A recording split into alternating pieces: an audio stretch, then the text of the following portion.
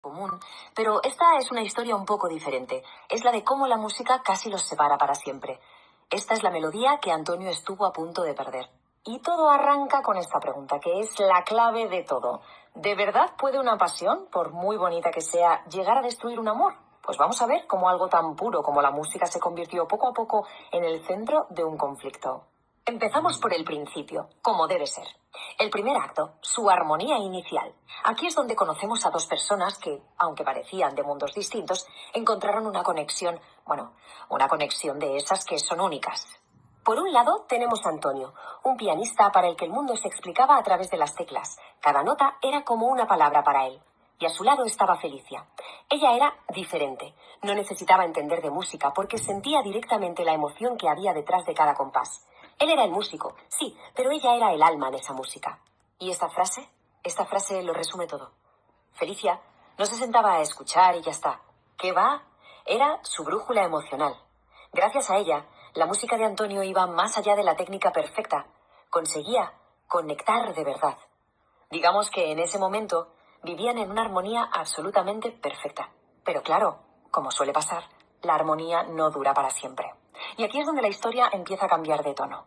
Pasamos a la segunda parte, donde esa pasión tan bonita de Antonio empieza a convertirse en otra cosa. En una obsesión que abre un silencio, una grieta entre ellos. Es que la vida de Antonio, de repente, se simplificó hasta el extremo. Se redujo a una sola palabra: practicar. Por la mañana, por la tarde, de madrugada, daba igual. Su dedicación se volvió una obsesión, que se lo tragó todo, y borró de un plumazo la vida que compartía con Felicia. Su único mundo era el piano. Y mientras tanto, aquí sentimos todo el peso de ese vacío. Mientras Antonio estaba encerrado en su música, Felicia se sentía cada vez más sola. Esta frase, que se dice a sí misma en un parque, es desgarradora. Ella no quería que dejara su pasión, para nada. Lo que no quería era tener que competir contra ella. Felicia, por supuesto, intentó arreglarlo, intentó tender puentes. Pero ¿qué pasaba? Que cada intento se daba contra el mismo muro. Las respuestas de Antonio no eran malas de por sí, pero siempre aplazaban su vida juntos para un después. Y ese después se convirtió poco a poco en un nunca. Llegamos a este momento que es desolador. Felicia se va de crucero sola. Imaginemos la escena por un segundo. Está rodeada de gente, de risas, de música, pero por dentro lo único que siente es un silencio atronador.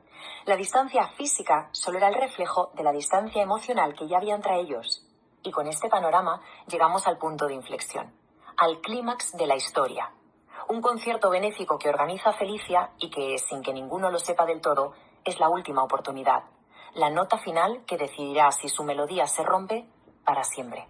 Su petición no podía ser más simple, pero estaba cargada de significado. Ojo, no le pedía que tocara ni que la presentara. Solo le pedía que estuviera allí, a su lado. Un gesto para demostrar que, a pesar de todo, seguían siendo un equipo. Era, en el fondo, su última llamada. Llega la noche del concierto. La sala está hasta arriba, se oye el murmullo de la gente. Y mientras, entre bastidores, Felicia mira el reloj una y otra vez. Él le prometió que estaría, así que ella simplemente espera. Pero los minutos pasan y se hacen eternos. Cada segundo que pasa es como la confirmación de su peor miedo. El regidor le hace una seña. Es la hora. Tiene que salir. ¿Y él? Él no está. Un último vistazo a la puerta, por si acaso.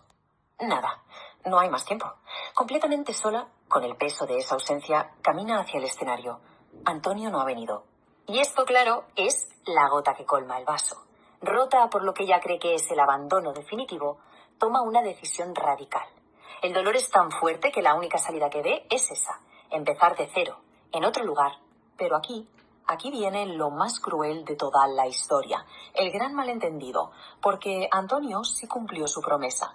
Estuvo allí todo el rato escuchándola desde el fondo, pero había tanta gente que le fue físicamente imposible llegar hasta el escenario. Mientras ella se sentía abandonada, él estaba allí impotente. En el momento en que Antonio se entera de que ella se va, se le cae el mundo encima. Se da cuenta de lo que está a punto de perder y empieza una carrera desesperada, a la desesperada, contra el reloj.